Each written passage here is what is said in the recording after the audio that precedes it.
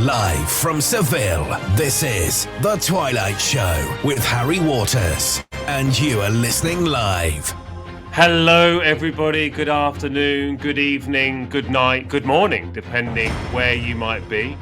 My name is Harry Waters, and I am here live with a very, very, very special show for you today. But before we do get on to that, I would like to wish you all a very, very, very happy new year. I hope that you are all well. I'm sure you are. I hope that your Christmas season treated you well. You didn't overeat. I certainly tried not to overeat. And yeah, I hope that everything that you hoped for came along, that Father Christmas brought you the presents that you'd asked for. And I don't know if you have three kings, but we have three kings here. And yeah, they certainly did bring what I wanted. It wasn't coal, though, because apparently, we're not supposed to get coal anymore. I asked for anything of a renewable sort to come along. So today, I have a very special show that is tugging at my green heartstrings, I must say. I am so happy, proud, and delighted to be able to invite and speak to Charlie from Learn Play Nexus, and we're going to talk all about some wonderful green ideas from them. I'm so, what's the word? They're so admirable from where I sit as a teacher and as an educator, but also as a greenie, because what they do just seems to be right. It's just, the way they go about their business, it seems to be the right way. And I'm really excited to talk to them about that. Now, I'm inviting Charlie to come along and say hello. So I'm sure it will pop up on his screen, and he's gonna click it and say, "I'm going to join," as it should be there on his screen now. We do have Ed, who's sitting here patiently in the wings, who will be arriving a little bit later. But Charlie will be the first to join us now. I've been speaking to Charlie a wee bit over the last few days. Good evening there, Tom. And yeah, Charlie Jones is the creative director at Learn Play Nexus, and he should be joining us now. I wonder if we can hear Charlie. Can I hear you, Charlie? Hello, Harry. You can hear me. I am live. Thank you for having us. Excellent news. That is good. That is fantastic. Hopefully, everybody else can also hear you. I can certainly hear you on the Zoom conversation we have. So if you go mute on that would be awesome. Yeah, no problem. There we go. That was it. I had my volume turned up still, so I can now hear you loud and clear. So, Charlie, it's a pleasure to finally meet you. It feels like we've been dancing around dating for a little while. You know, that you've known my friends and I've known your friends, and I've wanted to meet you, and I've heard a lot about you from this person and from that person, but we never quite had that chance to connect. But now we do have the chance, and we are connecting, and we are talking. So, Charlie, it's a pleasure to meet you, and thank you so much for coming on. It's a pleasure to be on the show, Harry. Thank you, and I really appreciate that kind of build up. It makes me sound very elusive and very important, but much more than I am. Trust me. But I am humbled to be on the show, and we really appreciate already what you guys have been saying about us on your podcast, and I'm really excited to share some more kind of information today about kind of what we're all about, really. I'm also very excited because, of course, I have investigated you. I've researched you. I've followed you, and yeah, I think that the first time I heard all about you was through Kids Against Plastic, a charity that I'm very keen on. I'm very, very closely connected to, being myself I like to call myself a big kid against plastic. and they first mentioned you, and I heard this idea and jumped straight on your website and looked and was fairly astounded. And I later connected with Edd, who we will speak to in a little while. And yeah, he also mentioned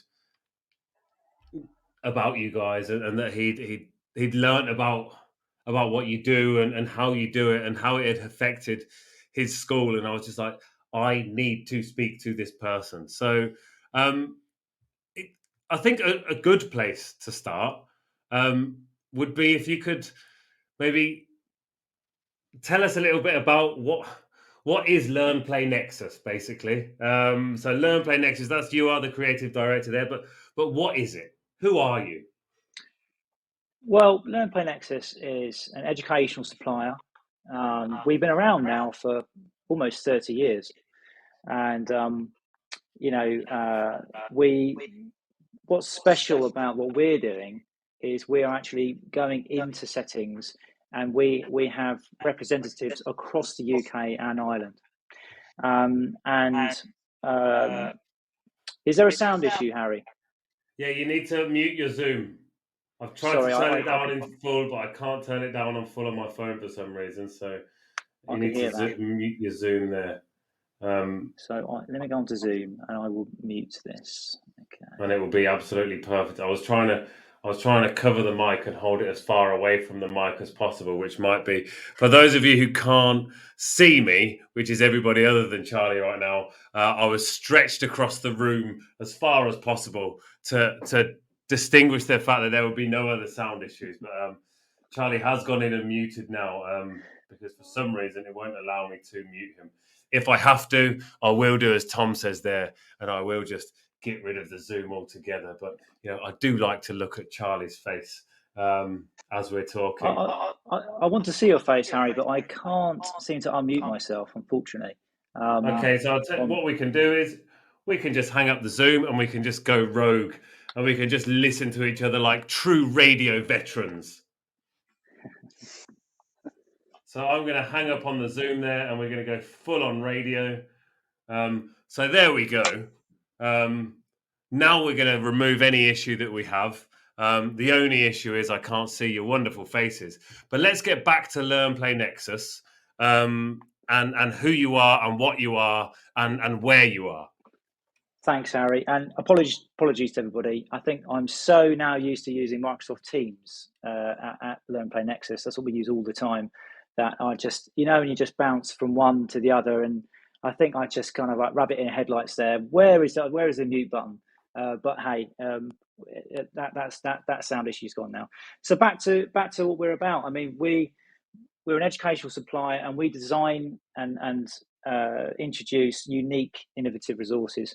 And we also are one of the last sort of companies in our industry that actually go and visit customers countrywide.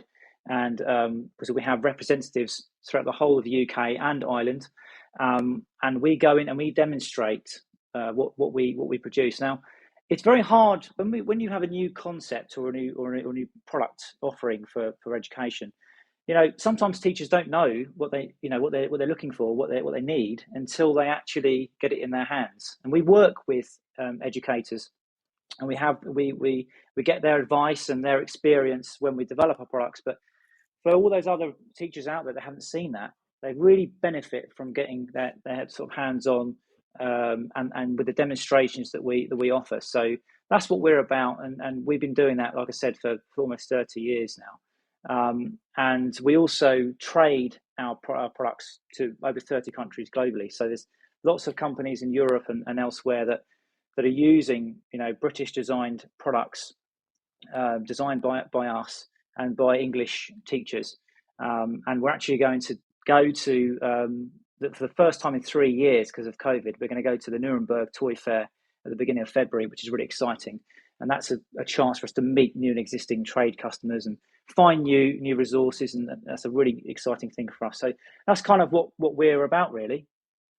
Oh, it's lovely. And I do love that idea of, showing people like what and how to use certain things. And not just being a catalog kind of thing where you here's a list of things that, okay, well, I'm a teacher that's been teaching for all these years, so I know what I need, I know what I want. I'm going to tick these 5 different things on the catalogue, and that's going to come. You do have, you are innovating, you are changing certain things. So I guess that does really make Learn Play Nexus unique. Absolutely, and I think having that personal relationship with a representative, and getting to see the things, see the thing, get the hands on the resources and see what that's all about. I mean, a prime example is a product that we developed for for mathematics, for papers to count up, and there's nothing like seeing that in the flesh and really getting hands on and also feeling the quality as well of what we're doing. And you can't really get that from a catalogue, and sometimes not even from a video. So that's really what we specialize in. But obviously, we've got a particular point of interest that I know Harry, you're very interested in, and I'd like to explain that more as well today.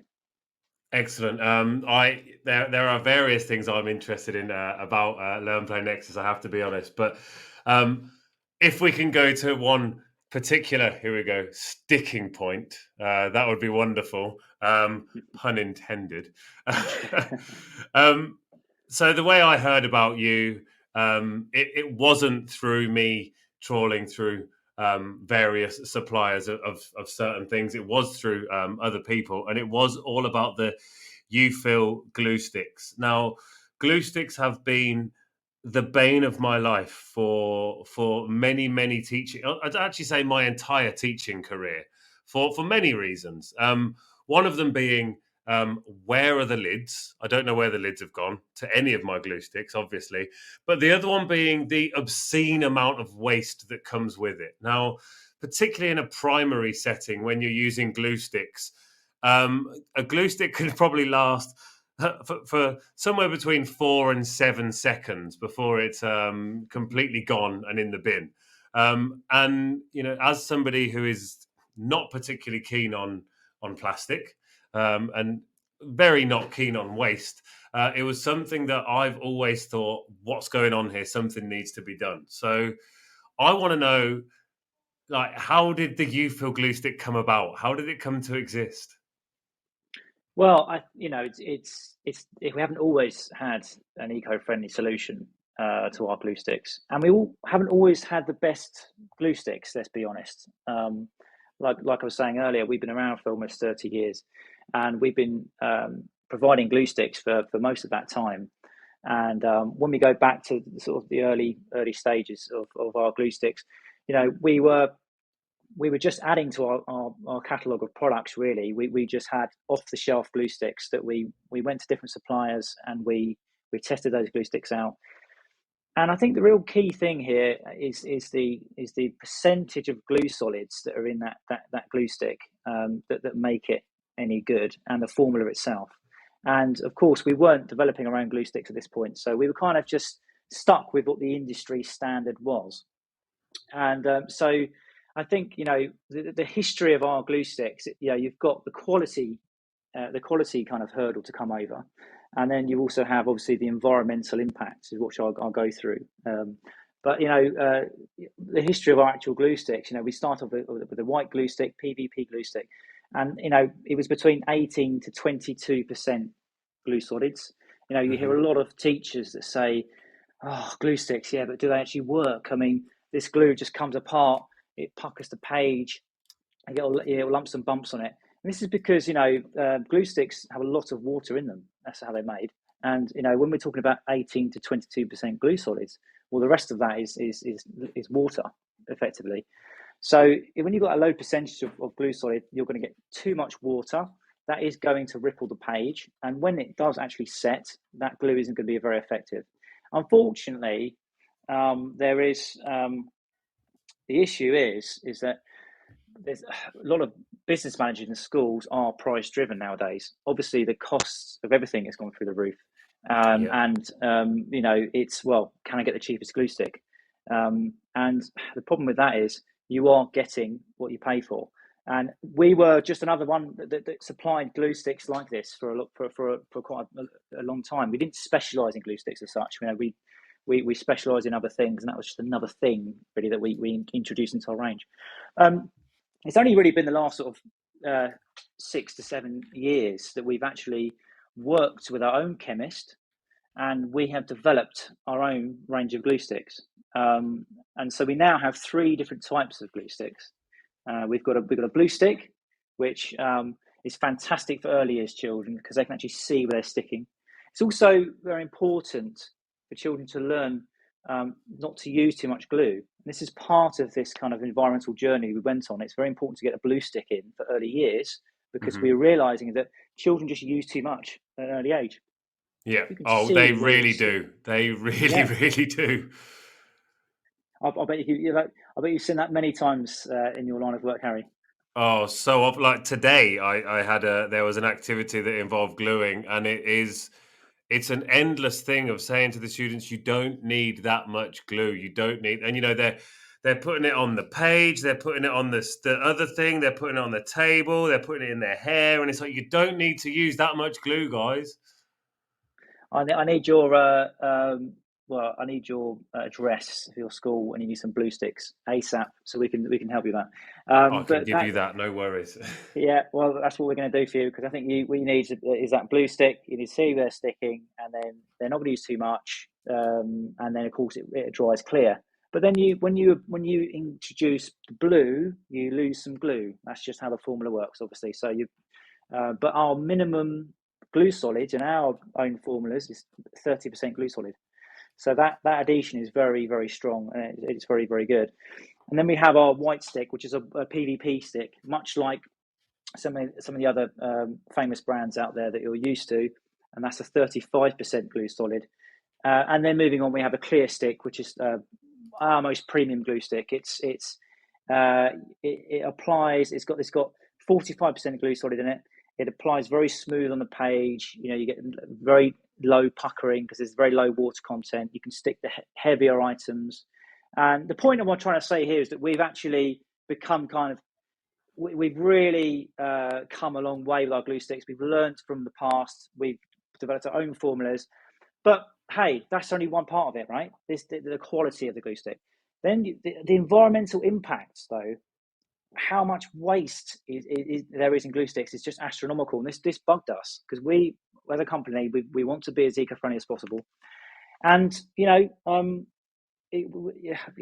there is talk out there that you can recycle glue sticks. Is that something you've heard before, Harry, that you can actually recycle glue sticks? Yeah, it's something I've heard. But it's not something that I've ever seen done particularly well. A, in any school I know, or B, in any language academy. I've heard it mentioned, but I've not seen it in action. Well, the thing is, you actually can't recycle a glue stick. It is just kind of propaganda, really. And have you ever had? Obviously, we've all heard that if you contaminate your food, the plastics that your food come in, if you don't clean it out properly, then that's not going to get recycled properly. Well, if you imagine a glue stick, it's when you've used it, it's full of glue, little glue residue in through the spine. What's more is you've got 2 types of plastic. So you've got a polyurethane screw base and core, and a polypropylene tube. And the reason for that is the polyurethane is softer plastic than the polypropylene. That means that screw mechanism works really well. If it wasn't like that, you'd have too much friction and it wouldn't work. So you have to have the 2 types of plastics. Now, that means then that you have 2 plastics that are very, very hard to separate. And then, of course, you've got the contamination. That means that every glue stick, prior to the system we developed, which is now a refill system, have always either been burnt or buried. It either goes into incineration or landfill. And unfortunately, it's not true. You can't recycle a glue stick. And we spent a year trying to work out, how do we take a glue stick apart? How do we innovate this? What do we do? How can we change the glue stick? And we realized that actually the glue stick's fine. It's like, the best analogy I can give you, it's like getting a mastic gun and getting a tube of silicon and using that silicon tube up. And when that tube of silicon's done, you don't throw the mastic gun away. You just get another tube and you use mastic gun again, and you Exactly can use that. it Yeah, that's a again and brilliant. again. Yeah. So that's kind of how we came round to, okay, well, we need to make a refill for this, so we developed UFill, and we branded our glue stick range UFill, and so we have these 3 types, and they all have a refill canister. Now, it's very easy. Once you've used the glue stick, you've used it up, that tube of glue, and then you just get the refill. You take the screw cap off, and you apply it to the top of the glue stick. Simply wind it in, and away you go. I mean, obviously, you'd then think, well, okay, so you've got a plastic container with a refill in it. So now what? So you've just created more plastic. Well, the benefit now is that I've got an airtight container, which makes the shelf life of that glue inside of it much longer. Because we all know a glue stick isn't fully airtight. If you put water in an actual glue stick, in a barrel of an empty glue stick, it will pour out the bottom. Mm-hmm. So the minute a glue stick's made, it's starting to dry out. There's nothing we can do about it. Okay. Obviously, our glue formulas are made so that they last the longest amount of time, but there's nothing like a refill canister. So you can store these for longer. What's more is we're now trying to educate our settings now to say, right, don't just buy how many glue sticks you're going to use, buy how many glue sticks you actually need and refill them. So what we actually do is we offer boxes of 50 refills, and they actually get 10 glue sticks for free whenever they get those. So then the idea is that they have a smaller amount of actual glue sticks, and when they're depleted inside, then they refill and keep refilling those, and they need more refills in their stationary cupboards. This is a whole new way of thinking about the glue stick cycle. To me, it seems like such a logical thing of it. So I think about the number of glue sticks that I've been through, or the number of glue sticks I've seen used and just thrown away, as you say, or even somebody who's thrown it into the recycling thinking it can be recycled, which obviously can't. So that ruins that whole batch of recycling as well. And it just seems like, I don't imagine it is a simple process, but it seems like such a simple idea to have a refill glue stick. Like, I can't understand how this is brilliant, basically, but it just seems like a logical thing to do. So it's amazing that you're doing it, and it is something that when that's introduced into a school, and when a child sees this happening, it does just it starts that belief, and it shows these students straight away, and builds this idea of, we don't need to get these disposable things. We can get refillable this, we can get refillable that, and it can just encourage that just from the ground up. Absolutely. And we actually do other refill products in our range. I can come on to that a bit later, just to sort of give everybody an idea about how we're always trying to push the envelope and always trying to develop everything, and not be complacent with, well, okay, that's the way that's been done for all that time. That's the way it's got to be. I think you've got to look at the environmental impact of everything that we're doing as a company and collectively. And we've got to think, well, someone's got to look at that and go, well, look at the amount of waste there is. And when you actually talk to recycling centres and ask them, I mean, please, I implore everyone to do it. Ask them, can I recycle glue sticks? And they will, well, see what they say to you. And then once you understand the truth, you see the need for this, because how many glue sticks every year globally do you think are going into the bin? It's just astronomical. We've now, with our system, and we haven't eradicated it, because it would take everybody to adopt this system all together at once. But certainly with our customers and the people we service, and in our line of work, we've eradicated single-use plastics for glue sticks, and something we're very, very proud of. And you may ask, well, okay, so what happens to that refill? Well, we do a drop and swap service. So what happens is, if a setting has got 50 refills from us, They've got their 10 glue sticks that they've used up. Then they've refilled each of those glue sticks 5 times each, obviously, because you've got 50 refills there. You've got a box of empties. Well, you're ready to order some more, aren't you? So what you can do is call us up. You order another box of 50. We then, at the same time, with the drop and swap, we collect your empties. At the same time, we deliver your fresh box of 50. So then we take those back to our warehouse, and they get stored away. We are currently working towards our first 100,000 empties, and once we've got all of those 100,000, that will be the first batch that will be sent back to our factory to be reused in production.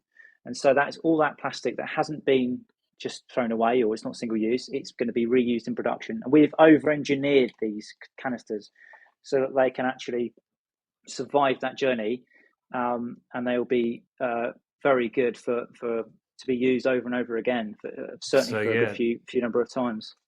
Yeah, when you showed me that box, I was thinking, wow, that's going to be like when it has another like load of glue in it, it's going to be a second generation of glue within that like thing. It just it made me tingly and green on the inside, I have to say, because just before when we had our Zoom connection there, he did show me a box of them, and it filled me with I'm not sure if it's a normal amount of joy, but it was certainly an amount of joy that that not many people would associate with glue sticks for most people. But for me, it was absolutely unreal to see that. And now I've mentioned very briefly before that I have investigated a bit, and I've looked at your site. And before we bring Ed in, which we will do very shortly, now, Learn Play Nexus isn't just about glue sticks, is it? You mentioned very briefly some of the other things you do earlier. You mentioned with numeracy and stuff like that, but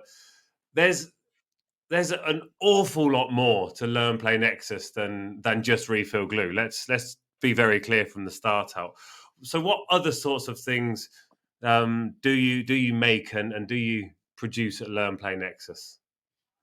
Yeah, well, we're specialists primarily in early years. So we do have a comprehensive arts and crafts range and a stationery range, which of course are for all age groups in education, really. But we do have a focus on servicing nurseries and sort of reception year one age groups for education. And we've developed a number of things, and firstly, going back in the history of our company, we have made a number of innovations. We were the first to do a triangular whiteboard pen, and we did one of the first children's whiteboards. And there's lots of things we've listened to over the years and worked with teachers. One of our sort of pride and joy, really, resources is our PEGS 2 range, which we work very closely with Dr. Angela Webb over a number of years. She was the chair of the National Handwriting Association. Her life's work was helping children with poor motor coordination, and her passion has always been handwriting. And at this stage, I should mention that we're a family-run company. It's my father who is the CEO, and she met my father. It must be about 9 years ago now, when she was the chair of the NHA. We're a corporate member of the National Handwriting Association, I should mention, who are a great charity who do just brilliant things for pushing the awareness of handwriting and best practice.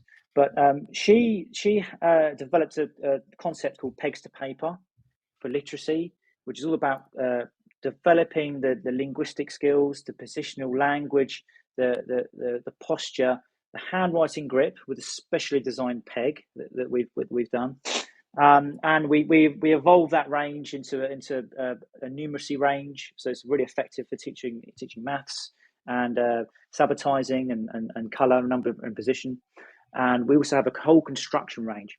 And just on the topic of eco, we recently, in recent years, changed the production of our pegs and pegboards from EVA foam, which isn't the best for the environment, let's be honest, in the boards, and the pegs were made of PP plastic.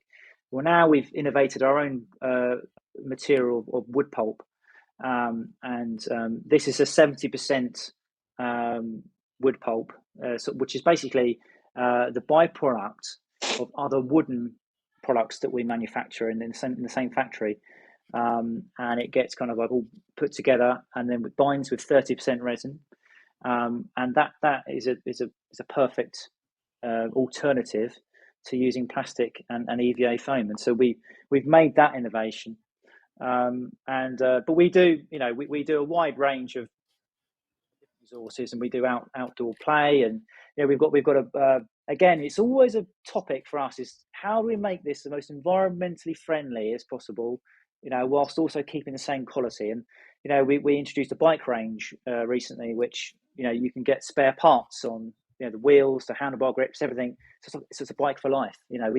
What a shame to have a bike that just gets thrown away. If we think, right, okay, well, how do we make this sort of continue on and keep giving it life, and so we have all the spare parts for that. And we have another bike that we recently introduced, which also uses that wood pulp material that I mentioned in some of the frame and the wheels. So I think and refillable products are very important to us. We've got a pastel, really famous pastel that people love using, called I was silky just pastel. looking at that, the chalky pastels. Oh my, they look so cool. Yeah, the chalky pastels are a real one of the favourites, and you can do many things. Lots of surfaces you can draw on. They're water soluble. We've got refills for those. The silky pastels we also do, which is another type of pastel. Again, we're going to make refills available for that very soon. And the UFill system itself, it may evolve from not just being glue. Let's put it that way. We may evolve this into other refillable products. So stay tuned for that too. But it's like I said, I think the theme here is that one of our kind of primary driving forces at the start of product development is the eco credentials of that product, and are we doing everything we can to be as environmentally conscious as possible at the source of production. We've got a question here from one of the listeners. His name's Pat, and he runs a plastic recycling program at schools, and he says that there's an issue with the recycling codes on products, and he was wondering what happens at Learn Play Nexus with the recycling codes. Okay. I mean, recycling codes, I'd say. So the plastic numbers, I guess, I guess that's what he's talking about. I know that the aim is to not actually have to recycle anything with the refillables. Certainly, it's all about reusing them and not recycling them at all. So I know that's the aim of those ones. Yeah, I mean, I would say, to be quite honest with you, there are limits to my knowledge on certain detail, but I know that we do everything we can. But I think like I said, the plastic element of UFill, for example, we are taking the recycling element away completely. So exactly. we are sending this back to production. We're refilling these, and we aren't really asking anyone to recycle these at all. And you know what? The issue with recycling is, I mean, Edd would elaborate on this soon when he joins. But the big plastic count was a bit of a shock when that came out. And and I think we're trying to take that out. We're trying to take the unknown out of this process.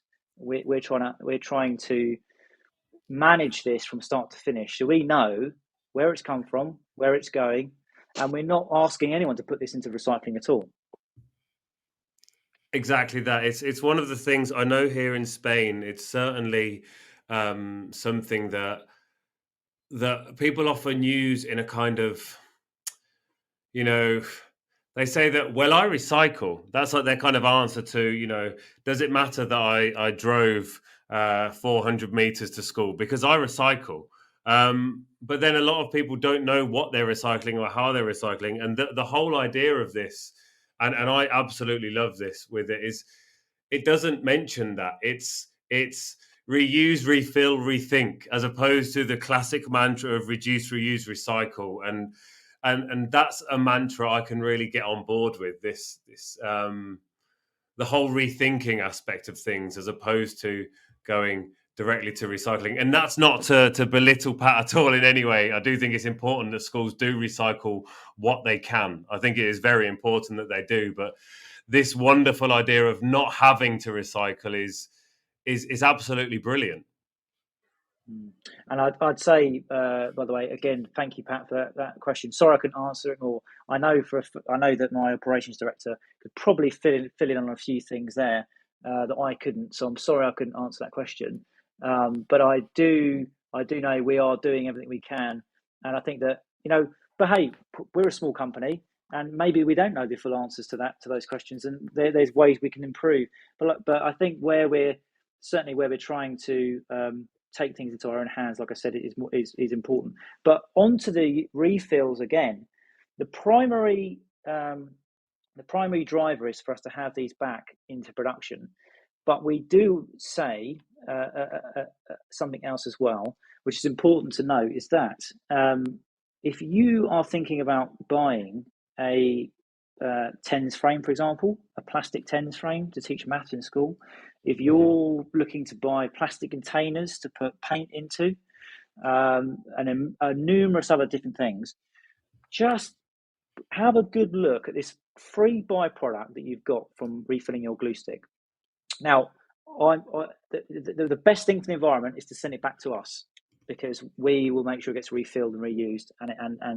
But if you're going to buy another piece of plastic to do a job that this can do instead, one other version of this story is to say, why don't you consider keeping back a few of the TENS frames and using them to store liquids, because they are airtight containers, they're stackable, so they're ideal for mathematics. They're on a TENS frame. I mean, we used to provide a product called linking TENS, right? And the TENS frames are saturated in the marketplace, so it's nothing new. But we provided our own version of it in EVA foam. Again, I mentioned earlier, isn't the best thing for the environment. So this actually does that. You could fill this with sand, different coloured sand, and you can do exactly what that product can do. And it comes in a TENS base, and I know this is audio only, so you can't visually see what's in front of me, but you can actually stack these on top of each other. The reason for that, for the refilling element in the production, it means that we can take away the issue of the cardboard wilting, in transit, because we're not relying on that cardboard. If that cardboard goes, that houses these TENS frames and these refills, we can just stack these, and they can get palletized, and it's not an issue. So, but that same engineering for the transportation, well, we've also thought, well, if you make it a TENS frame, you can use it for maths, and I mean, hey, anyone who's interested in this system, if you get hold of it, you will, trust me, you'll see endless benefits to this. And all I'm saying is, if you're getting boxes and boxes of 50s, and for your school, 90% of it, send it back to us. That's the best thing for the environment. That 10% of them, though, you keep back, you may just prevent the planet from giving birth to more plastic for other purposes that you can reuse this for as well. So I think that's a really important thing to bear in mind for reusing as well, because I think, and Ed will probably better help me out on this a bit later on as well, for ideas, and what as a teacher, and obviously Harry as well. I mean, I think Harry, I'm really excited for you to get your hands on those blue sticks. And you have no idea how excited I am. And another thing you mentioned, we are audio only, but you can send me some pictures. I will happily share them around to show the listeners, what we've been talking about. So yeah, I'd love to see that box you showed me earlier, and yes, some other bits and pieces that have been stacked, and yeah, show me these things, because I would love to see them. Now, before we'll bring Ed in very shortly. He's been very patient. I am a big fan of Ed's, and his patience is excellent. But I'm just going to say one more thing before we do bring him in, if that's okay. Now, as I said, I have looked a lot at your site, and what I really love with a lot of the the other learning stuff, so like your balancing scales and your balance beams and the easels and the crates and stuff like that, it's all wooden. It's well, a lot of it's been built from wood, and there's very little like what seems like unnecessary plastic. And it seems to me like what you are doing and the way you are going is eliminating that unnecessary plastic. You know, there are going to be times when it is a necessary evil and we do need to use it. But from what I can see, from my point of view, is these areas, it seems like you're using better materials where you can. Yeah, absolutely. And you know, going back to that material that we have developed, wood pulp. I mean, yeah, it's fantastic, and we're using it as much as possible. But there's some instances where you cannot use wood pulp because it doesn't go to it can't be stretched very thin, or it can't be used. For example, the pots in our peg system that I mentioned earlier, we could do the pegs Mhm. made out of that material, but the pots are still made from PP plastic because it was a too thin. The pot itself was too thin, and the way the mold works, so it wasn't possible for that product. Otherwise, it would break. Um, and the resin to wood pulp formula wouldn't work in that way. So we're pushing the boundaries as much as we can, but then we have to remember as well that one day I have this vision that we will move away from plastics, almost entirely, but plastics that have a long life, that can be washed, that can be that are strong, that are quality, that have a purpose that isn't single use. I think the main thing is targeting single use. I mean, all our packaging is paper tape. We use paper fill in our boxes. I think also that there's like a kind of time frame as well, and it's like trying to get everything over to the green side is kind of like impossible to start with, and we're a small company, and I think that we are doing everything we can, and it's a process, and no doubt you'll see there's some things that we supply that are still plastics that we can develop out of new materials, but it's certainly a process. But I think that, like I said, there is a place for materials, and sometimes PP plastic is a good solution. But for example, we use bamboo for construction products that we've developed, and it is just the most amazing resource. I mean, obviously, I'm sure most people know a lot about bamboo and how great it is, but we use a particular bamboo species that grows up between 5 to 7 years. Most woods, if you cut down a tree, that tree's taken about 40 years to grow to full maturity. You cut the tree Yeah. down, and that's it. Bamboo, 5 to 7 years, grows up, amazing, really strong resource, does a lot of things that, probably all the things that wood does. It looks beautiful as well. But you cut that down, and it's like making a product out of your front lawn. It's a grass. It grows back. It grows back again in 6, 7 Yeah. years. It's back again.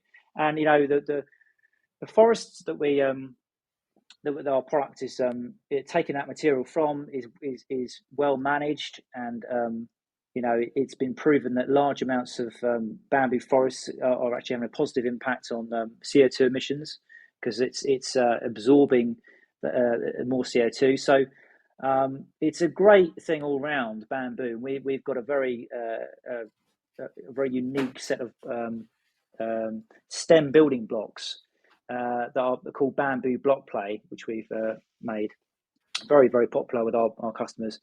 And it's made from that material, and it goes through a special process, and the quality is phenomenal as well. But I think that it's nice to have something that does everything and more than its traditional wood equivalent, and looks better, and is just amazing for the environment. So we're using bamboo for our pegs to count up, I mentioned earlier, for numeracy. We've got vehicles made of it as well, and lots of things. There's more to come as well. So bamboo is definitely up there in one of the resources. We are one of our go-to resources, I'd like to say, for developing product. And you're right, because when you look at it, you can't necessarily. No, this is not in a negative way at all. You can't tell the difference between it and a wood like block set. You know, if I looked at this bamboo block play and I looked at it without it saying bamboo block play set, it looks like wood. You know, it doesn't look like something especially. It's a beautiful thing. It doesn't look like, you know, a second-rate material by any stretch of the imagination, because it just isn't. But so many years we've been so used to using wood for all these different things that it becomes difficult for people to make those changes and companies to make those changes. And as you say, like with a person, it's a process. You know, it's one of the things I always talk about with it's New Year's, you know, New Year's resolutions. People often, you know, their New Year's resolution is to give up smoking, get healthy, be greener, become vegan, you know, do all of these things at once, and they fail within 3 days and give up. Whereas what they need to do is think, you know, by the end of the year, I'd like to maybe do these things. So I'm going to take steps to do this, to achieve this. And what I can see is that, you know, in the almost 30 years that you've been around, that you clearly are taking those steps. Yeah, and you know what? It's a ever ongoing learning curve as well. And yeah, I think that there's a lot more we can look at in our product range to improve. But trust me, everything that is being reordered or developed from scratch, like I said, the primary emphasis is on the environment. And you know, the nice thing is, I love the way the wood pulp and the bamboo products look. You know, the wood pulp is a bit muted. You know, the colours are a bit muted than the PP equivalent, PP plastic equivalent. It looks eco. It's tactile. It's got little flecks in it, and it just, I think it's everything. It's better in every way. You know, yes, you wouldn't put it in a dishwasher like you could PP plastic, but you can use you can put wipes on it. It's very important to keep things clean in early years of educational environments and in nurseries. But you know, you can't put PP. You can put PP plastic into a dishwasher, but we can put wipes onto wood pulp and clean it in other ways, and it's just fine. You know, the performance of the product in every other way is just as good or even better. So I think that it's nice to, you know, you go through a process when you develop products and you think, are we going to lose something from if we change this, are we going to lose something? You know, we're going to lose a bit of quality or a bit of durability. And it's nice when it goes the other way. I mean, the bamboo, for example, goes through a carbonization process, which actually makes it stronger. You know, it's incredibly strong, our bamboo that we use. And the caramelization process kind of gives it a bit of a kind of a darker sort of tone as well, and it does really look nice as well. So yeah, I think everything. Oh, it does. It looks like varnished wood. Yeah, it's nice. It looks fantastic. Yeah, so it's all positive stuff. It's this development stuff, but you know, you've got to trial and error these things, and you know, it takes a process. Things don't happen overnight. When you want to make a new material, or you want to change the script on something you've done for so many years, you know, you need a lot of prototyping.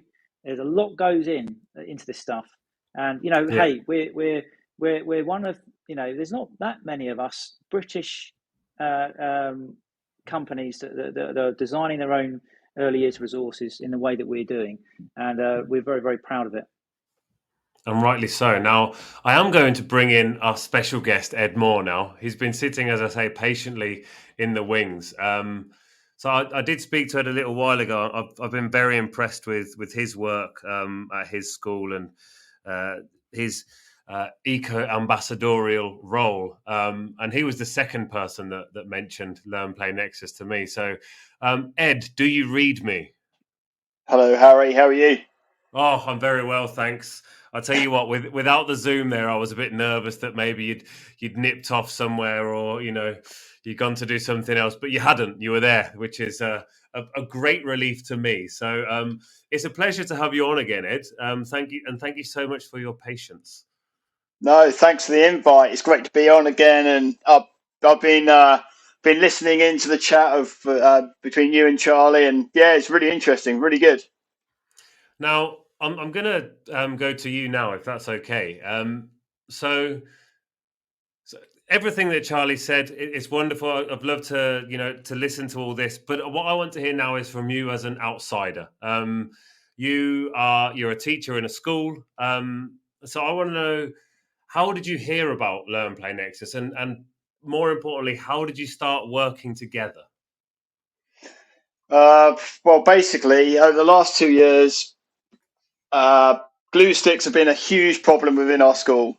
We throw away thousands of glue sticks every year, which costs us money for them to be taken away, and they just don't last that long. And my eco crew, they wanted to find a way that perhaps they could be recycled or reused, and they wrote letters to some of the big glue names, who said that they could be recycled, and we know they can't be recycled, because they then wrote to all the county councils around in England. They select 10, and every single county council waste department said they can't be recycled. They would contaminate the process, where literally, as well as those glue sticks, everything else within that pile would be incinerated or put into landfill. So that wasn't the answer. And it was just by chance I saw Learn Play Nexus and their UFill glue sticks on LinkedIn, and I connected up with Grant, who works at UFill, and that's how it all sort of came together. It is like a wonderful serendipity, really, isn't it? When these wonderful things happen together.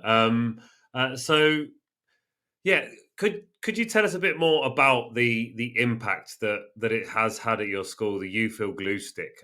Let's have some testimonial from somebody who's there on the ground, and also very briefly just recap and tell everybody what it is you do at your school, because you mentioned your eco crew, but what is your school environment, and what do you do, and how has the UFill impacted your school? Yeah, so I'm a primary school teacher. I'm an eco coordinator, and I've taken my school from knowing nothing about the environment or looking after it to one of the top eco schools in the country. We're a multi-award winning school, and we've embedded the environmental curriculum across our curriculum, so every child knows their responsibility within school and within their community of what they need to do to make their world a better place for themselves and for others around them. And your question about the glue sticks, they are literally phenomenal. They have changed our lives. We use less glue now than we did, because the quality of the glue stick is phenomenal. It literally it's made us use less, which then less goes to landfill, and we've saved a lot of money too, which has helped our budget, because you probably know schools in England haven't got much money, so it means that we can then spend that money that we need on other resources for around our school, and the children just love it. The children love refilling. They know all the whole concept, the importance of refill, reducing, reusing. It's things that we can use this concept in the children's learning that they're doing within the classroom. I think for me that is like, beyond the removing it from landfill and this, that, and the other. It's that whole concept of taking this thing that used to just be thrown away and making it something we can reuse, to introduce that to the sponges that are primary school brains. That whole idea of saying, this thing here, we can reuse it, and the impact of that, and not only using refillable glue sticks, but also using refillable whiteboard markers and refillable crayons and all these different things, and showing the students that, hey, you can do that, you can reuse them. And it's just the whole mindset starts to change, and it's with something. I don't want to say something small like a glue stick, because I don't want to belittle it in any way, but with something like a glue stick can start that whole mindset change. Yeah, 100%. It's so important to reducing is the way forward. We need to get out of our, recycling is important, but where you're going to save your money, is reducing, reusing, repairing, repurposing. It's those R words now that we need to be focusing on within schools and within communities. Exactly that. So, Charlie, I'm going to bring you back in now. You've now had your time patiently on the sidelines. You're starting a podcast soon with Edd. You are. So, how did that all come about? So obviously they found the glue sticks and they found you, and this beautiful synergy has started happening between you guys. But there is a new podcast, Get to Net Zero. Charlie, I'd like to ask you about how this kind of came about. Well, as Ed mentioned, it was kind of like a chance thing on LinkedIn with my colleague Grant, and it's just brilliant to connect with someone like Ed, because as I've explained the process, at length. Hopefully that was interesting anyway, me going on and on and on. But I explained about our kind of process making the glue, developing that glue stick system and some of the other products we've done. But you get to the end of that process, you think, wow, we've innovated something here, and we're eliminating single-use plastics. You go to some settings and they go, yeah, it's all right, because I like paying what I pay for my glue sticks, and yours is a little bit more expensive, so I'm all right, thank you. And luckily we don't get it all the time. A lot of people are very enthusiastic about it, but some schools just go, do you know what? No, I'm not that interested in the environment. And they don't quite see, like Ed mentioned, just the saving that you can actually have by having a longer lasting glue stick, let alone one that saves the environment. But connecting with someone like Ed, who's an eco coordinator, a teacher, he's the person we've had in mind, and it's so nice to connect with that person. And Ed's just genuinely wants to shout about this all the time. We get so many leads and so many people approaching us because of what Ed's saying, and Ed's a bit of a celebrity in the eco world, and LinkedIn gets a lot He of very much interest, is. and rightly so. For all the great things he's doing, and we're just so appreciative of he's just going, yeah, I'm going to tell this person and tell her, oh, what you're saying, that person doesn't know about it, and I'm going to tell, if he knows them, he's going to have to tell them and spread the word, and it's just great. So we kind of sat down and said, well, Ed, how can we help? And so it's saying, well, I just want to reach out to more and more schools, and I want to get this message out there. There's not the support there for helping schools become, get to net zero. There's this kind of government guideline to say you've got to get there by 2025, or I'm not sure what the next, if that's moved now, but there's all these kind of framework in place.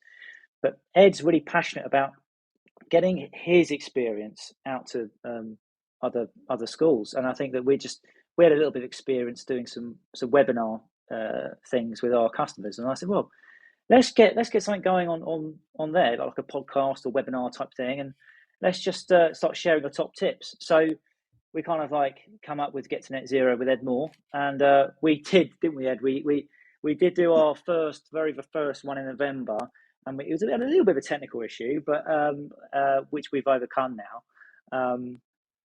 I remember it was 5 minutes before we were going to go live, and the connection completely dropped out. A little bit like my start of this episode, actually, when I couldn't mute myself. It was really, you just never know these things are going to happen. And I ended up having Ed on my phone as a little picture, and it was just me there. But Ed, you came across so well, and everyone heard everything on that. So we kind of just got through it somehow. But I think, but we're gonna start doing these every month, aren't we, Ed? But we didn't want to do it over the Christmas period because it's not the best time for teachers. So we've kind of we gave it a rest January and December and January, and we're thinking sort of February, March time. We're gonna kick it back up again, and it's going to be every month. I think it is so important that teachers do have other teachers to hear from. I mean, I know that in my line of work, a lot of the teacher training I do and a lot of the talks I go to and I get asked to go to in schools and stuff, it is they want to hear these ideas, these hacks almost, as it were, of how can I be more environmentally friendly with not spending more money and not losing too much curriculum time. It's the big thing with a lot of so I go to a lot of public schools as well as by public schools, but that is not as it would be in England, by the way. A public school here is a state school.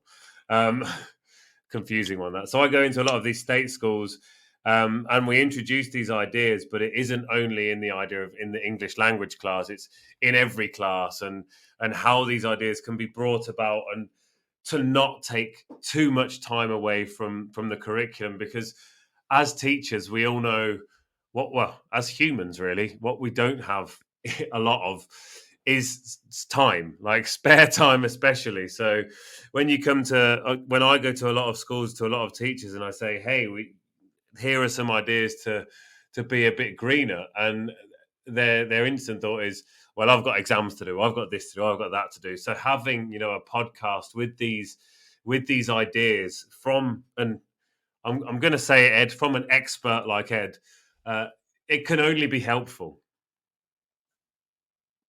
Absolutely. And Ed, I don't know if you want to add anything about kind of where you're coming from, because what you see, where you see. I spoke for you there. I mean, what do you kind of see? Where do you see get to net zero in a year's time? I think everyone who's interested should tune into this, because it is Ed's, it's his secret toolbox. But yeah, I mean, over to you, Ed, really.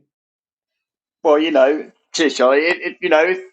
In 12 months' time, if we can have feedback from schools to say that, the pod, that, our webinars and our top tips have really helped them to progress their environmental, targets, and they've become eco schools, then it's all been worthwhile in doing the webinars that we've been doing and the top tips. And I hope that, we can get guests on and we can, accelerate the learning of the teachers and the schools that are, tuning in to our webinars. And I'm really passionate. I've got this wealth of knowledge that I've learned on the job. I've had no training, but I've just learned how it all works and how what schools need. And I just want to share that knowledge to help other schools to become as sustainable as possible.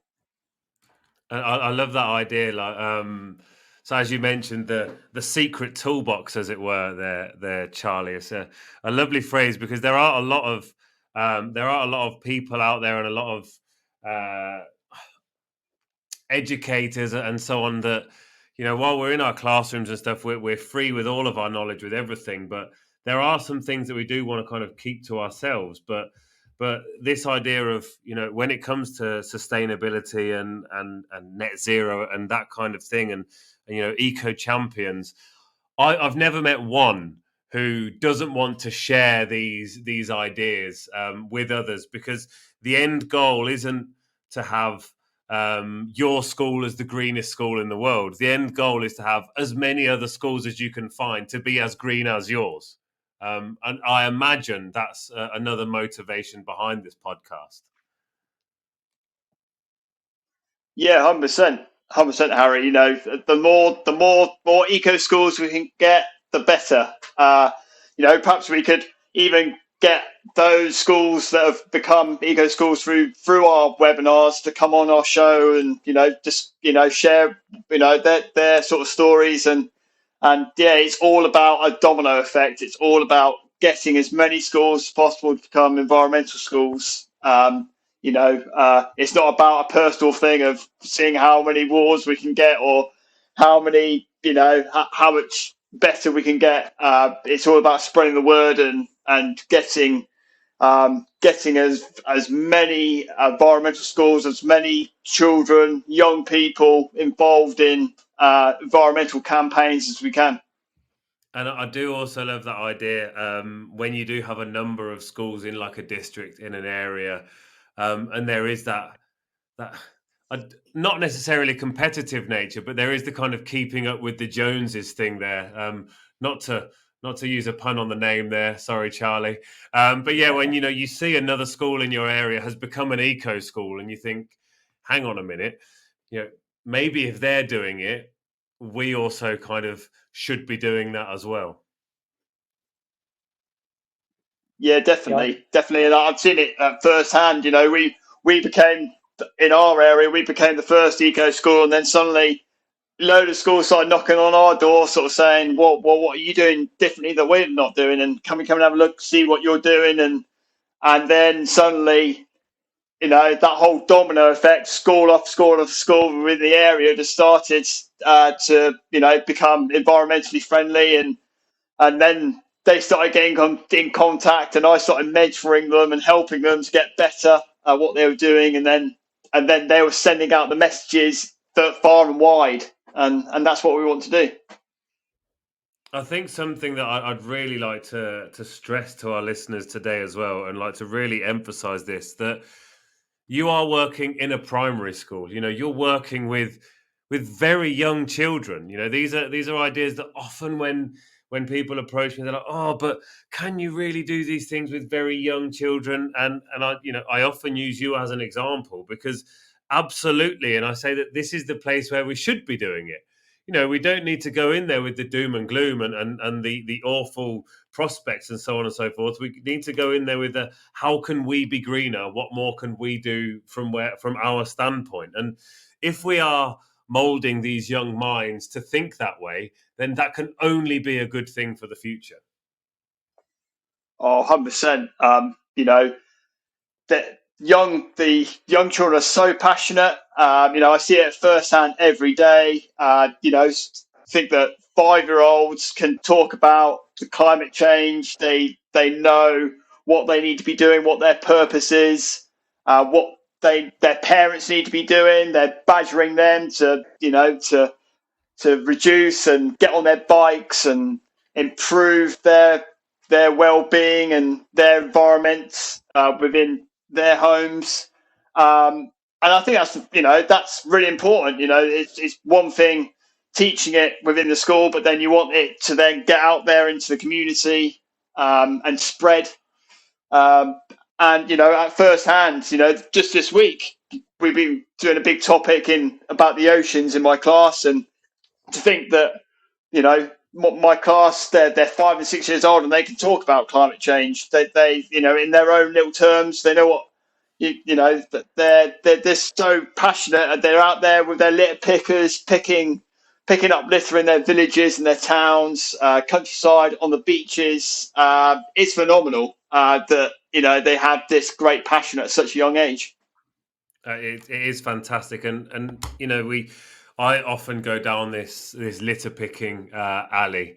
It's something that is very close to my heart. And again, I know it's not the solution to plastic, because we're dealing with a symptom, but it is a really good way of getting young people engaged with a very visual problem, and getting people to see the difference they can make. And there are like apps available where they can log what they have picked up and stuff, so they can see it growing, and that can then connect in to science and maths, and all sorts of other subjects as well. So it's something I'm so passionate about litter picking, possibly too passionate about litter picking. But yeah, it's something that is so easy to get everyone involved with, to get everyone on a litter pick and those ideas. And this is, for me, that was always like a key starting point. But I like to see now, before that, and this is what I've learned a lot from you, Ed, especially, like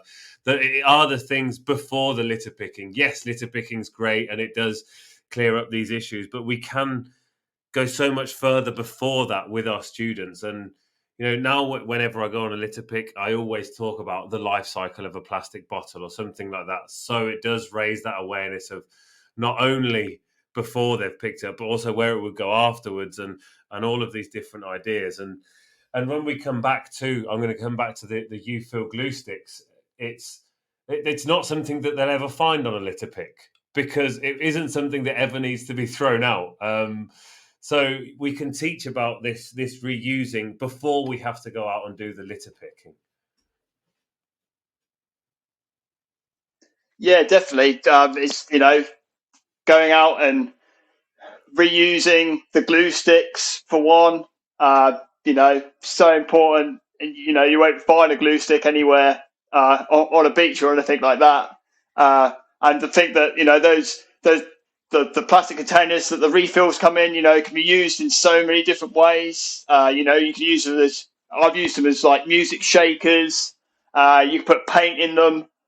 There's so many different ways that you can reuse those containers, but also really importantly, you can just send them back to Learn Play Nexus, and then they'll refill them again and send them out.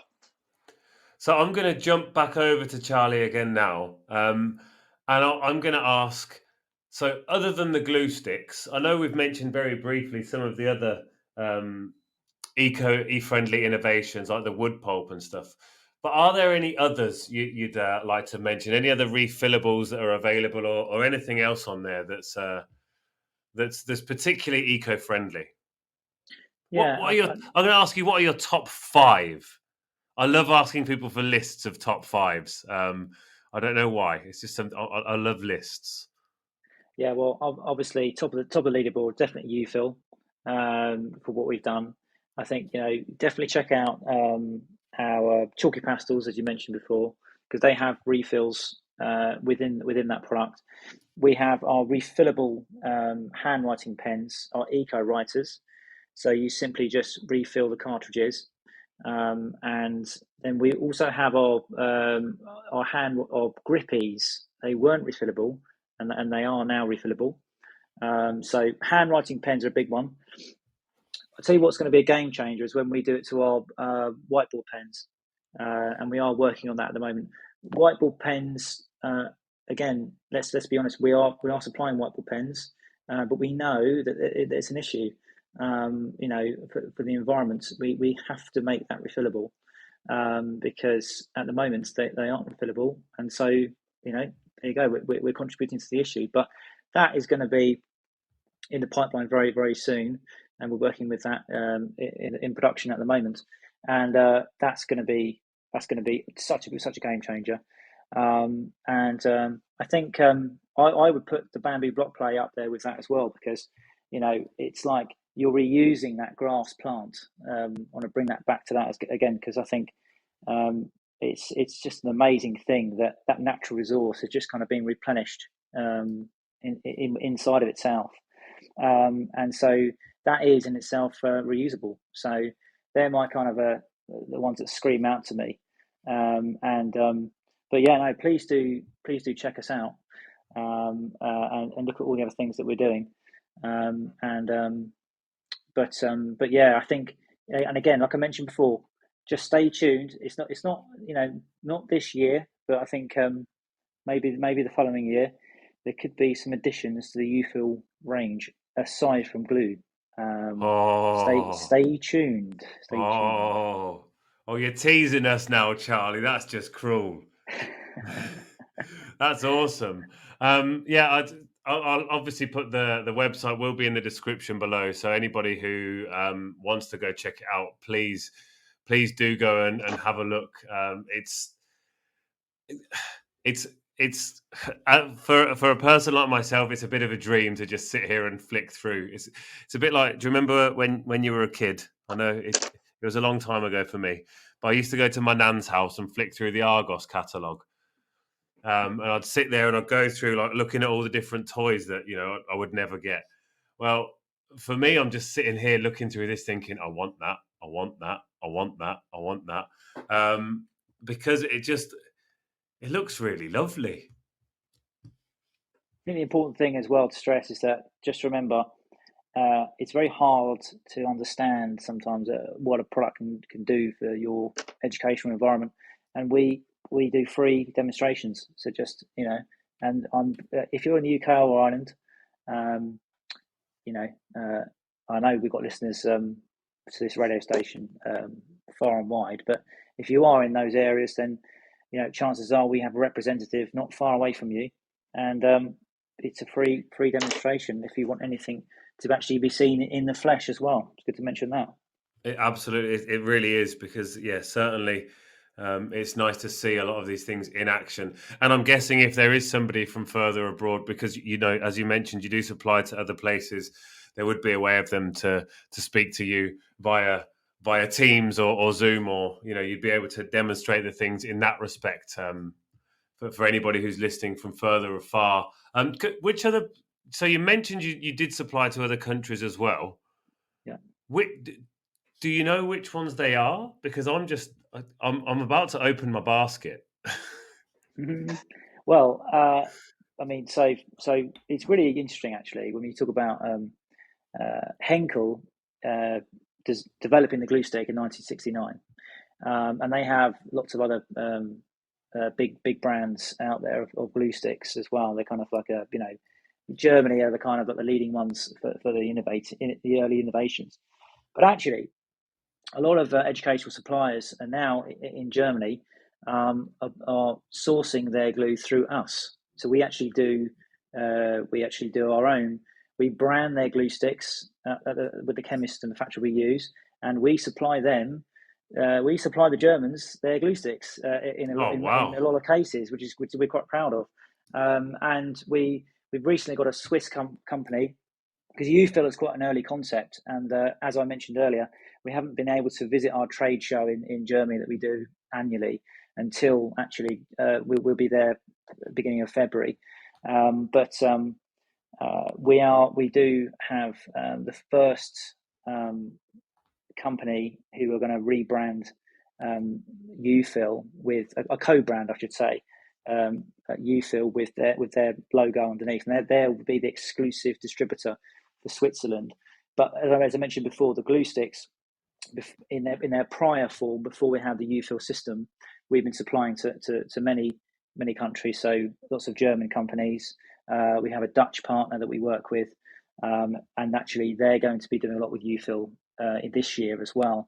But the Swiss company is the first to actually place an order in the UFill system, and they will be doing their own version of the UFill system in their country. So we're getting this message out there, and I must please ask anyone listening, please do shout about this, because we're a small company really, and I know we're doing some big things, as I said there, but we're quite a small company in relative terms to some other companies out there in the education industry, and it's about awareness. And this can't come fast enough. If everyone keeps using glue sticks in the way they are at the moment, just think about the colossal amount of landfill that is. And this message can't get out there fast enough, because, like I said, we can get this across the world because we do trade our products, and even in the UK and Ireland, where we're most predominant. We've got a long way to go before we reach all the corners, and it's all about awareness. So please do really get into the whole system. Go to our website, learn about it, do your own research on can you recycle glue sticks. You'll see it yourself. This is a major problem that we're trying to solve. It absolutely is, and as you say, it's something that people don't know a lot about, and they do. Well, they'll see something plastic, and their immediate assumption is going to be, I can recycle that because it's plastic. And it was something that Pat mentioned earlier with, recycling numbers and so on and so forth. But yeah, people just immediately assume that can be recycled, but it just can't. And it's great that you've come up with this fantastic and innovative idea. And as you say, it's starting out, and I do hope it can spread to to other places across the UK and Ireland, but then well beyond that, because as I say, today in class there were a couple of students that finished their glue stick for which we've had it since September, so it's not terrible going. And they are 6, so there has been a bit of gluing done in the classes. But as you say, the quality of their glue, like, I don't know what percentage of glue solid it had in there, but it certainly wasn't the best glue in the world. And it's also helped me think as a teacher to really teaching students how to glue properly, as a lesson in itself. And I guess that's something that the blue stick must really help with. And I'm going to ask Edd about that one. So Edd, just particularly about the blue stick, how has that changed with because you're teaching 5 and 6 year olds, I think you said. How has that helped their gluing skills? Because as teachers, gluing dexterity can be one of the most frustrating things in the world. It's literally changed our lives. We use the blue sticks with our reception classes, so our 4 and 5 year olds, and literally they know where to put the glue. They can see it on the page. They know not to use too much. Whereas before it would literally come out in a massive clump and it'd be like ripped, and like there'll be bubbles and there'll be creases in the page, and it just it looked awful. But with the blue stick, it's fantastic. They know not to use too much. They can actually see it where they're putting it, and then it dries clear and it sticks. It sticks the first time, not the third or fourth time. It doesn't hang off the page, or a gust of wind takes it and you don't see it again. It's fantastic. And then when they get to me, they're then using the quick stick, the white stick, which is fantastic in itself too. We just wanted that progression, so they learn with the blue stick in reception, and then when they come to us, they use another stick, and then when they get further up the school, they use the clear stick, which is, I think that's like the best glue stick ever. Charlie, am I right? Yeah, thanks, Ed. I was thinking, I haven't done the clear stick enough justice yet on this, and I hope I haven't run out of time. But yeah, I mean, look, we like I said, lots of trial and error over the years with our blue sticks, and initially we didn't even develop our own formulas. It was just off the shelf stuff. But we've pushed the boundaries with all of it. The blue stick, for example, the all colour sticks. The issue with other suppliers, that the colour will fade on the shelf after some time. We've pushed the boundary with the formula, so the colour is the strongest colour, and it lasts the longest. So it will be. You'll never have an issue with it, because by the time you've got it on your shelf, it won't be on your shelf. You'll be using it, and that's we've overcome that. With our PVP white stick, you will not be dissatisfied. The way that this glides on the page. I mean, like I said, the amount of water that is in that formula dictates how much it puckers on the page. And the kind of like the way it kind of goes a bit wavy and stuff. Well, normally you'd expect at least a little bit of that from the white stick, and you've got virtually none of that. And then when you move on to the clear stick, yes, it's going to cost you a little bit more, and we do some nice offers on these as well. But it will cost you a little bit more, but it does everything, and it's like the premium stick that it applies really smooth. I mean, if I was in front of you, Harry, if we had our video working again, I'd show you. But you can, if you apply on the page, it will stay sticky, and you can actually hold it in your finger up on the page. And a white stick would dry after about 30 seconds, and if you touched it on the page, that would be it. What that means is you can apply it even to like very thin tissue paper. It glides on that page, so it won't pull it or nag it. There's very low water content. So then you can apply a piece of paper to that, stick it down, and you can actually reposition it. We say 60 seconds on the product, but in a very warm day, it might be 60 seconds, but you've got really almost 2 minutes of free play with it. You can take it off, you won't ruin your work, and reposition it. But also on a vertical, when you're working vertically, on say some card, you could literally apply just like a little bit onto pom-pom, stick that on that card, and that'll stick. That's not going anywhere. So it's got the highest amount of glue solids, but it's repositionable for the longest. And it is a different formulation. It's not your standard PVP. It's a unique, clear formulation that we've developed. And even I know there's a big thing about caps going missing. Well, actually, if you leave the cap off of this particular model, you only get like a little film that dries, and you can actually scrape that off with the bottom of the cap. Oh, and you don't ruin the whole thing. It doesn't dry out. Yeah, you only lose a certain amount of it. So you can kind of revive it. So I know that's a big game changer as well. So just think about that kind of the amount of benefits you're getting. Of course, you're going to pay for it. So we've got these price point. We've got these different sticks with different budgets and different purposes. But trust me, the blue stick as a color stick, we've pushed the boundaries. The white stick, the PVP quick stick, we've pushed the boundaries. But it's the quickest setting as well. So it sets after about 30 seconds to a minute. It does most of your general stuff. Obviously, the blue stick's ideal for those early years, but you don't necessarily need a blue stick after that early year stage. And then obviously a clear stick, if you're doing art and craft and you want the best, your child, your students have done all that work.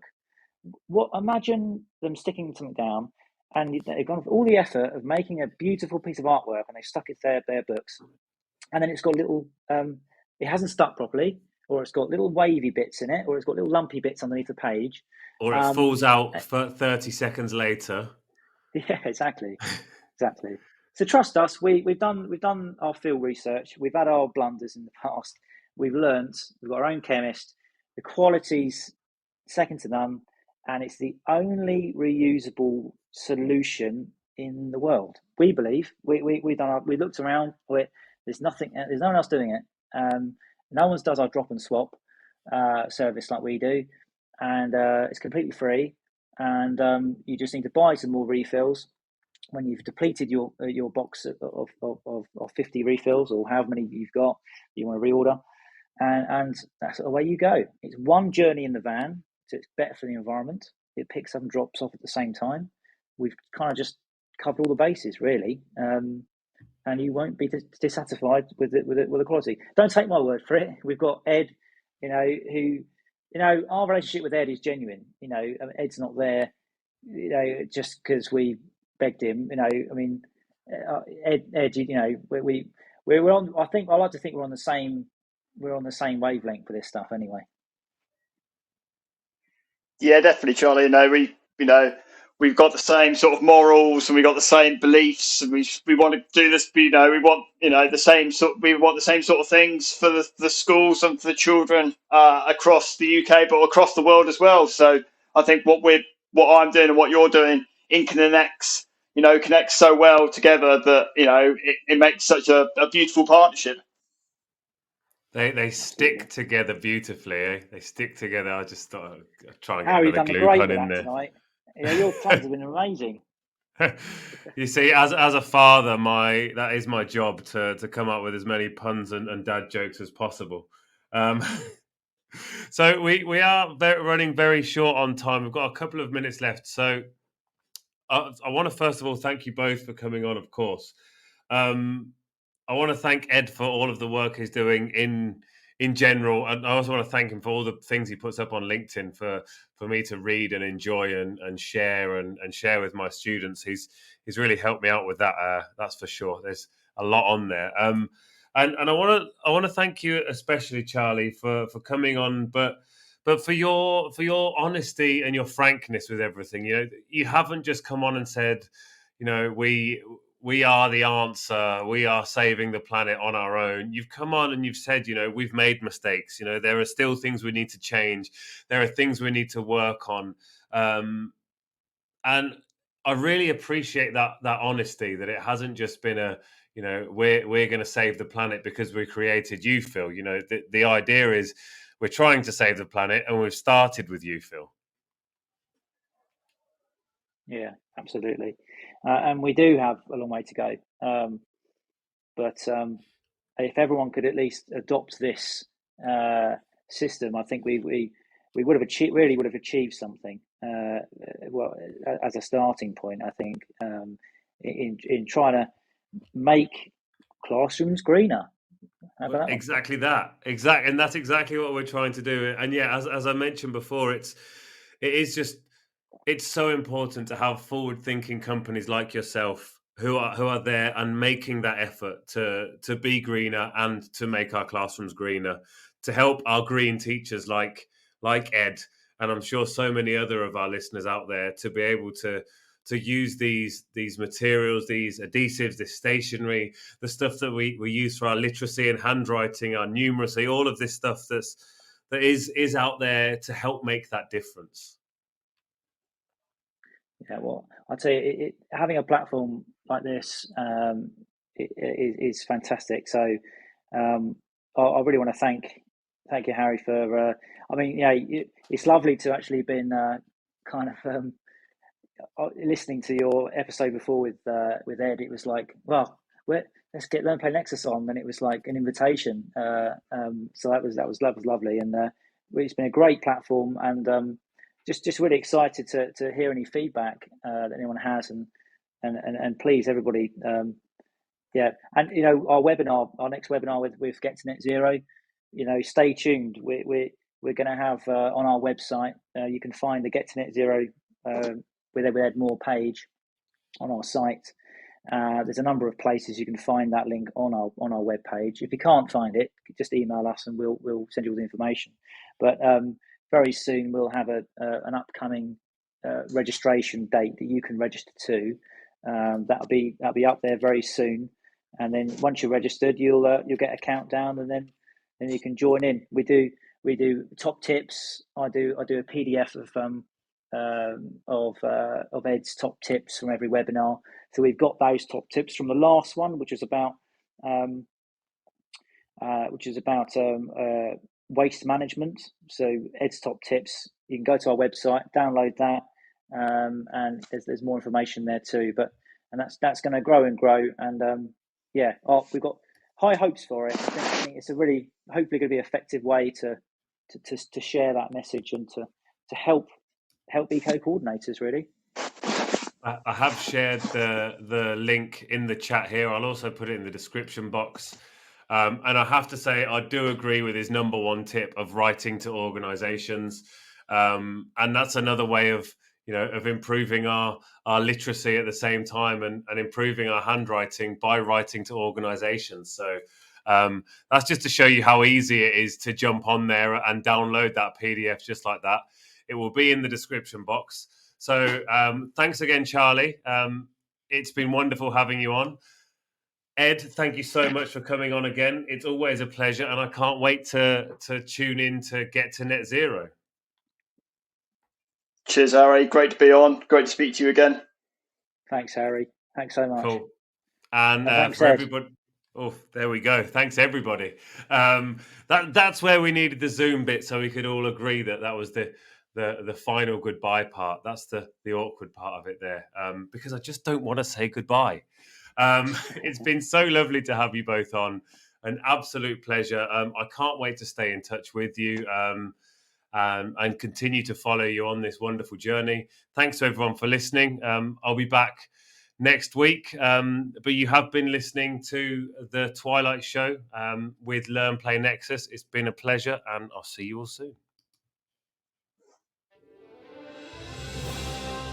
You've been listening to Teachers Talk Radio. Tune in live and listen back at ttradio.org. We look forward to hearing from you next time on Teachers Talk Radio.